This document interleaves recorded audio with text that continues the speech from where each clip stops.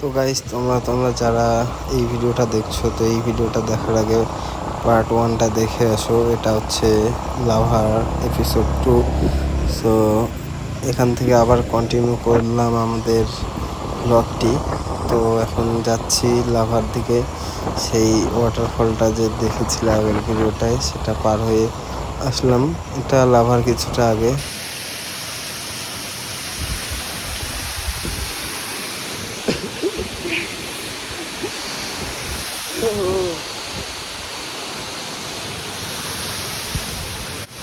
প্রচন্ড ঠান্ডা, প্রচন্ড। ভুলেও কেউ লাভায় এসো না, এইখানটা আমার বেশি ঠান্ডা। বহুত কষ্ট করে ভিডিওটা করলাম, তো এই কষ্টটার জন্য একটা লাইক করে দাও শুধু। এখন আবার যাবো সামনের দিকে। এত ঠান্ডা, কি বলবো। আমাদের এইদিকে গরমে থাকা যায় না, আর এইদিকে ঠান্ডায় থাকা যায় না। আর যত সামনের দিকে যাচ্ছি তত রাস্তাটা ফগি, সামনে কিচ্ছু দেখা যাচ্ছে না। তোমরা যারা আসবে তো কেয়ারফুলি রাইড করবে।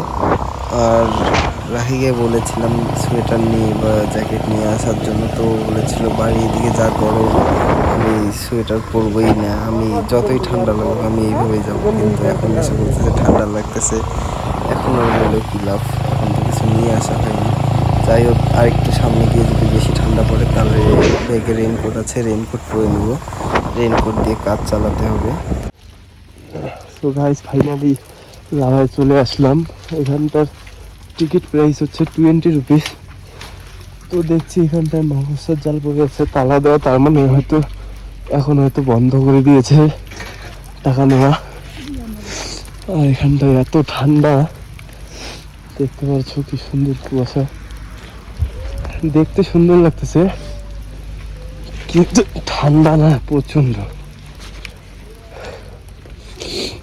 উঠতে অনেকটা কষ্ট হচ্ছে, শ্বাসকষ্ট হচ্ছে আমার।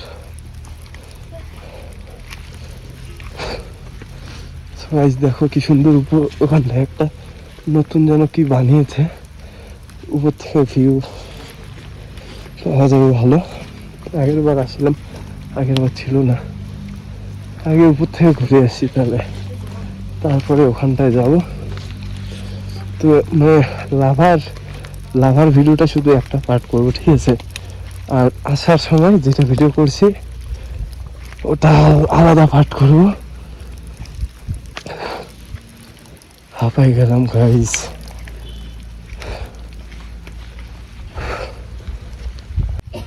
সবাই দেখো, এখানটায় 2টা পাইন গাছ ভেঙে পড়েছে।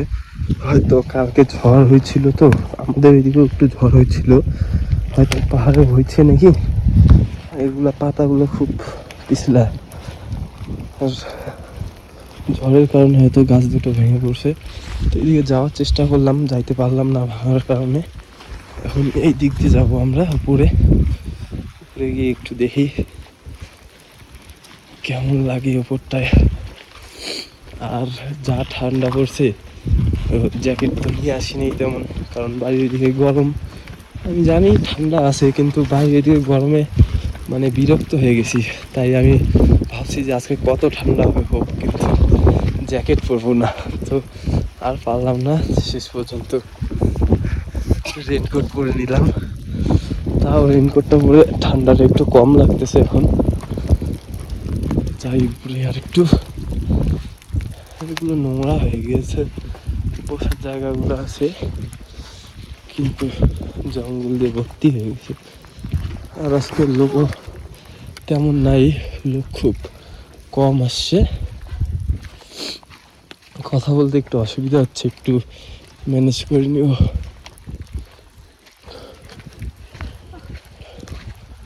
ও মাই গড, क्या नजारा है।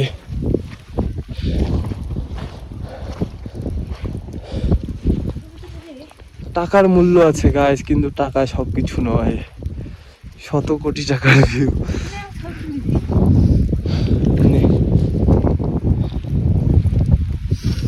তারাও আগে এই মহিলাটার কিছু ছবি ক্লিক করে দিই। তো রিলসের জন্য কয়েকটা ক্লিপ নিয়ে নিচ্ছি। এই রিলসগুলো তোমরা ইনস্টাগ্রামে দেখতে পারবে। ইনস্টাগ্রামের নাম হচ্ছে ইটস সাগর ইনস্টা, যাও গিয়ে ফলো করে দাও। আমিও একটা নিলাম, তো দেখতে পারবে ইনস্টাগ্রামে। কি সুন্দর ভিউ, ওয়াও বিউটিফুল।